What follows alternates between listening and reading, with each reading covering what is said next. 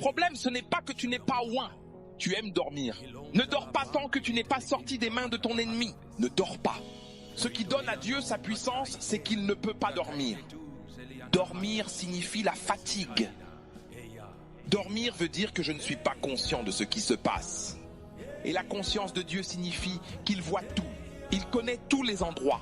Il sait ce qui est sur le point de faire quelque chose, ce qui est sur le point de te faire quelque chose. Il écoute donc. Le manque de sommeil lui donne la force d'attaquer ce qui vous attend.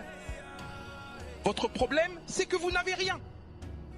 Qu'est-ce qui donne la force de persévérer dans la prière? La Bible dit, si tu ne veux pas que le chasseur t'attaque, que fais-tu? Ne jamais dormir. Ne laissez pas vos paupières rester closes. Nous lisons dans le livre des Proverbes, au chapitre numéro 6, « Ne donne pas de sommeil à tes yeux, ni d'assoupissement à tes paupières. » Donc la Bible dit que tu dois arriver à un point où tu ne dors jamais. Autrement dit, il y a une délivrance pour toi, mais la délivrance est en réalité empêchée. Ou plutôt, il y a un obstacle à ta délivrance parce que tu aimes dormir. Les hommes de valeur et les luminaires dans l'esprit sont des personnes qui ne laissent pas leurs yeux dormir. Ils sont à genoux et leurs genoux parlent. Je veux que vous compreniez cela. Il y a un certain niveau dans la vie où l'on regarde les luminaires dans l'esprit. Par exemple, je veux vous donner comme étude de cas l'apôtre Babalola. Et ce que l'apôtre Babalola a fait, réalisant qu'il y avait des ennemis partout, il n'a pas laissé ses paupières se reposer. Il est allé sur une montagne avec ses propres compagnons et leur a donné un pain en disant « Mangez jusqu'à ce que je revienne. Et nous allons juste prier pendant 1 heure et je reviendrai. » Il était 21 heures, un dimanche.